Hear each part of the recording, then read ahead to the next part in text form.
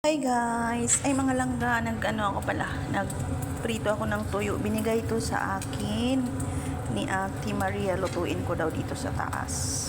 Sa aking kusina. So ngayon,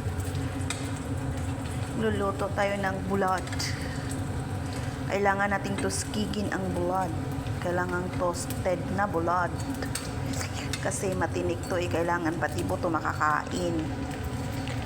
Ay, yummy yummy. From Philippine na bulad. Dinala dito sa Kuwait ang bulad kasi ang mahal ng tuyo dito sa Kuwait. Sobrang mahal. Presyo ng gold ang tuyo. Binigay sa akin kagabi kasi sabi niya, lutuin ko daw dito. Kasi mangangamoy kasi doon sa baba. O diba? Pak lami nya so agad agad ng nilagang gulay. O diba? Ang init. Grabe init. Ay! Kuyawa. Pitik man dayon. Ay, sakit sa paso. Hala ay. Ang init. Paso agad. Agoy. Kasakit.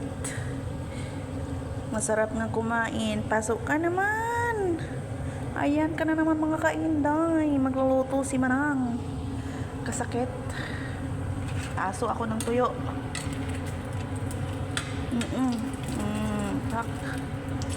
Dito kasi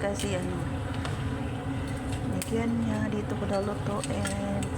Na kailangang toasted pati buto pwedeng kainin, budget. O diba? Maulang na siya. Maulang na, sakit akong kamot. Kay natalsikan og mantika mga kainday. Mantika po more. Ang kamay, ang dami ng barikos. Sige lang. Basta importante, bahala na paso, makakaon ta og bulad. Ay lami kaayo. Mahal kayo ang bulad dere.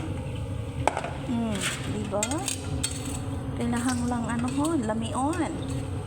Bet, ang mga nakapaso na gyud taan ni oy. Sige na mga langga oy. Babay na mga kainday. Kailangan luto-luto muna tayo. Bye mga kainday.